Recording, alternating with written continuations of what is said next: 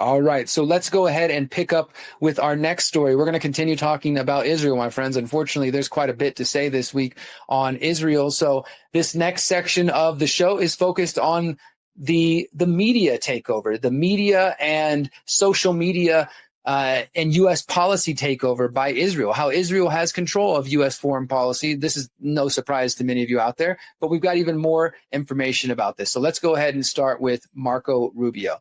Now, as I talked about last week when I was discussing how there is a technocratic takeover of the media, not only with Larry Ellison of Oracle, who's CIA connected, part of the Project Stargate that Trump announced when he first came into office. Not only is Larry Ellison apparently going to be a part of the purchase of TikTok, which many people are speculating was done to get rid of the anti-Israel sentiment, which is pretty prominent on TikTok, which is mostly Gen Z, of course, people of all ages, but there's definitely a prominent anti-Israel questioning of the narrative sentiment there. And so you got technocrats like Larry Ellison, who is very much in Israel's pocket, trying to help get TikTok. And then at the same time, Larry Ellison's son, who we'll talk about in a moment, who now is the head of this new company, this merger of CBS and Paramount and Skydance. It's called the Paramount Skydance Corporation, I believe.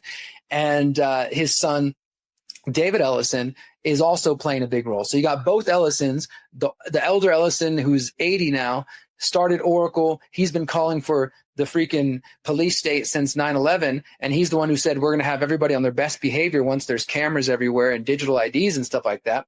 Well, this new article coming from DropSite News, which I think is a great source for those of you who like geopolitics, they have more of a left-leaning bent, but they are good reporters. Larry Ellison vetted Marco Rubio for fealty to Israel, hacked emails reveal. The billionaire Oracle founder is on track to take control of the American media. Everything is coming together for Larry Ellison, the billionaire co-founder of tech giant Oracle, on again and off again, richest man of the world, and a staunch supporter of Israel, is set to take a leading role in reshaping TikTok in the U.S. His son, as I said, David Ellison, is moving to take over large swaths of media, including CBS, CNN, Warner Brothers, and Paramount, and reportedly bringing in the Free Press's Barry Weiss to help shape the pro-Israel editorial direction. And so Wired magazine recently reported the Ellison family is cornering the market on attention and data the same way the Vanderbilts did the railroads and the Rockefellers did oil. How they plan to operate that monopoly is on course to be tested out in what Donald Trump is calling New Gaza, which we were just talking about, the technocratic free trade zone. So the article goes on here, though, to show how leaked emails show that Larry Ellison was in charge of vetting Marco Rubio as the Secretary of State for Donald Trump. And I mean, that really shouldn't be a big surprise, but it just shows you this sort of network of technocrats and Zionists, which I was warning about prior to the election, were funding both sides of the election. So here we go. This says that Rubio finds himself in such a central position is in part thanks to Ellison, who has been a major patron of the Cuban-American former senator from Florida. Ellison first vetted Rubio for his fealty, which means his allegiance, back towards Israel back in early 2015, according to previously unreported email correspondences reviewed by DropSite News.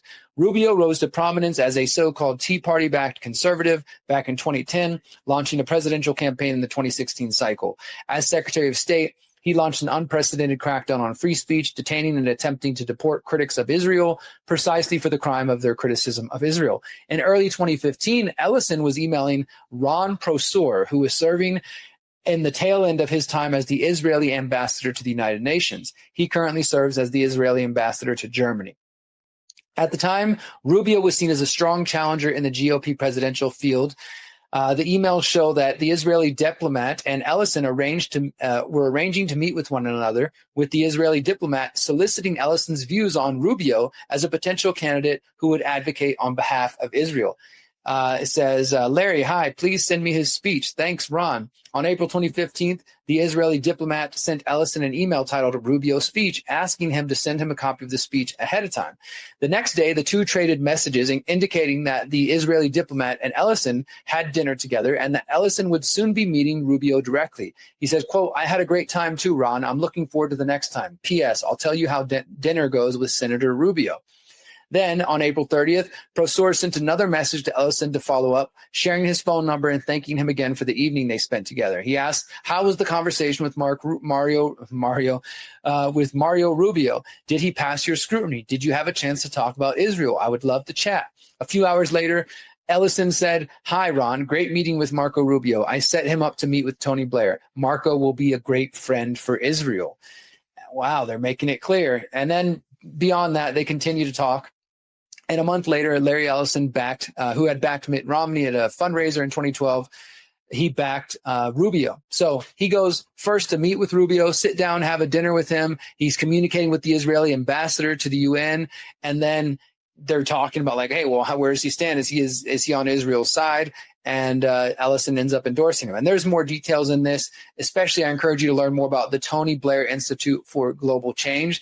This is, people are always talking about how the NGOs are funded by George Soros and things of that sort, which is true, but it doesn't look like they're actually paying as much attention to the right-wing NGOs like Tony Blair and the Institute for Global Change and how Larry Ellison is connected to that and how they're serving Israel's interest. And wouldn't you know, as we just read, Tony Blair, former Prime Minister of the UK, will be a part of this technocratic